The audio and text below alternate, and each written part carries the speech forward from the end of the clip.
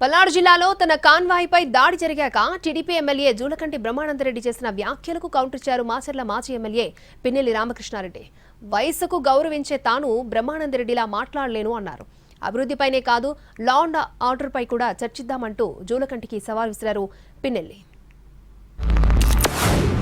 ఇదే కాదు, ఏ తెలుగుదేశం కార్యకర్త మీద కానీ దాడి చేయాలని కానీ వాళ్ళని ఇబ్బంది పెట్టే ప్రయత్నాలు చేస్తే ఫలితాలు తీవ్రంగా ఉంటాయి. ఏ రోజైనా 5 సంవత్సరాలు పూర్తయినప్పటికీ మాచర్ల అభివృద్ధి మీద చర్చకు సిద్ధమా రామకృష్ణారెడ్డి?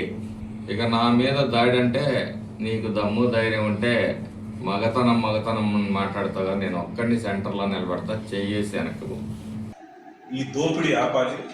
నువ్వు బహిరంగ చర్చకు అంటున్నావు, నీకు మగాడు విగాడని నువ్వు అంటున్నావు. నేను అంటాం పెద్ద సమస్య కాదు, మగాడు అది ఇది అని. నువ్వు బహిరంగ చర్చకు ఎక్కడైనా సిద్ధమే. అన్నిటి మీద చర్చిద్దాం, డెవలప్మెంట్ మీద చర్చిద్దాం, 3000 కోట్ల పైసలకు నేను తీసుకొచ్చిన గ్రాంట్ల మీద చర్చిద్దాం, లా అండ్ ఆర్డర్ మీద చర్చిద్దాం. నీ వయసుకు గౌరవిస్తున్నావు.